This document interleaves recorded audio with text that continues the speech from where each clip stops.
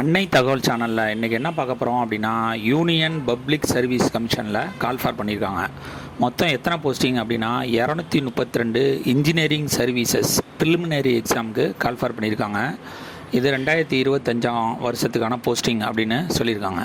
Place of posting எங்கே அப்படின்னா all over இந்தியாவில் போஸ்டிங் இருக்கும் அப்படின்னு சொல்லியிருக்காங்க. இன்ஜினியரிங் சர்வீசஸ் தேர்வின் முடிவுகளின் அடிப்படையில் பின்வரும் பிரிவுகளின் கீழ் சேவைகள் மற்றும் பதவிகளுக்கு ஆட்சேர்ப்பு செய்யப்படும் அப்படின்னு சொல்லியிருக்காங்க. என்னென்ன கேட்டகரியில் என்ன குவாலிஃபிகேஷனில் ஆள் எடுக்கிறாங்க அப்படிங்கிறத ஒன் பை ஒன்னாக பார்க்கலாம். First category 1 civil engineering group A services போஸ்டிங்க்கு சென்ட்ரல் இன்ஜினியரிங் சர்வீஸ் சிவிலில் எடுக்கிறாங்க.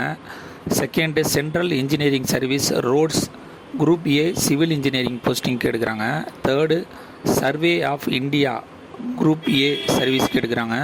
Fourth AEE civil in border roads engineering சர்வீஸ்க்கு எடுக்கிறாங்க. Fifth Indian defence service of engineers எடுக்கிறாங்க. ஆறாவது AEE QS and C in MES surveyor கேடருக்கு எடுக்கிறாங்க. ஏழாவது இந்தியன் ஸ்கில் டெவலப்மெண்ட் சர்வீஸ்க்கு எடுக்கிறாங்க. கடைசியாக எட்டாவது central water engineering group A சர்வீஸ்க்கு எடுக்கிறேன்னு சொல்லியிருக்காங்க. அடுத்தது category 2 mechanical engineering group AB services posting அப்படின்னு சொல்லியிருக்காங்க. இது first posting Indian defence service of இன்ஜினியர்ஸ்க்கு எடுக்கிறாங்க. Second Indian naval armament services mechanical engineering போஸ்டிங்க்கு எடுக்கிறாங்க. Third central power engineering service group A mechanical engineer posting எடுக்கிறாங்க. Fourth defence aeronautical quality assurance service SSO2 mechanical எடுக்கிறாங்க. Fifth AEE electronic and mechanic in border roads engineering சர்வீஸ்க்கு எடுக்கிறாங்க. ஆறாவது Indian naval material management service mechanical engineer போஸ்ட்டுக்கு எடுக்கிறோன்னு சொல்லியிருக்காங்க. ஏழாவது Indian skill development சர்வீஸ்க்கு எடுக்கிறாங்க. அடுத்தது category 3 electrical engineering group AB services posting அப்படின்னு சொல்லியிருக்காங்க. Indian defence service of engineers எடுக்கிறாங்க. Second Indian naval material management service electrical engineering posting எடுக்கிறாங்க. Third Indian naval armament service electrical engineering posting எடுக்கிறாங்க. நாலாவது defence aeronautical quality assurance service SSO2 electrical எடுக்கிறாங்க. அஞ்சாவது central power engineering service group A electrical engineering போஸ்டிங்க்கு எடுக்கிறாங்க. ஆறாவது Indian skill development services. ஏழாவது IEDS assistant director grade 1 IEDS electrical trade. எட்டாவது IEDS assistant director grade 2 IEDS electrical ட்ரேடுக்கு எடுக்கிறோம் அப்படின்னு சொல்லியிருக்காங்க. Category 4 electronics and telecommunication engineering group AB services போஸ்டிங்க்கு கால்ஃபார் பண்ணியிருக்காங்க.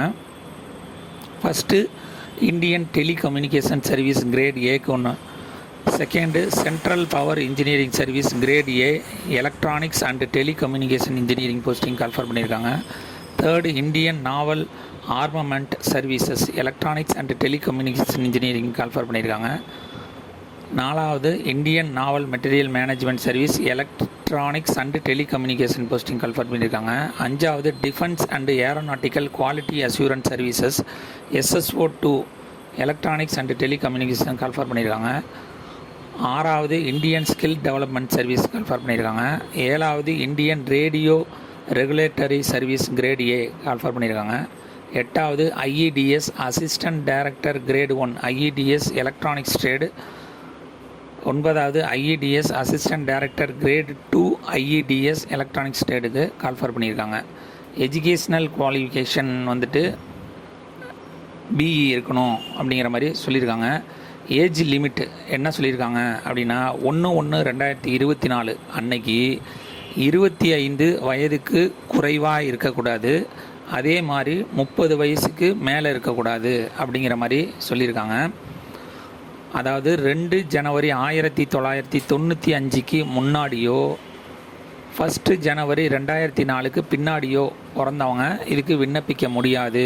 இந்த தேதிக்கு இடைப்பட்ட பிறந்தவங்க மட்டும்தான் விண்ணப்பிக்கலாம் அப்படின்னு சொல்லியிருக்காங்க. இது நார்மல் ஏஜ் லிமிட்டு.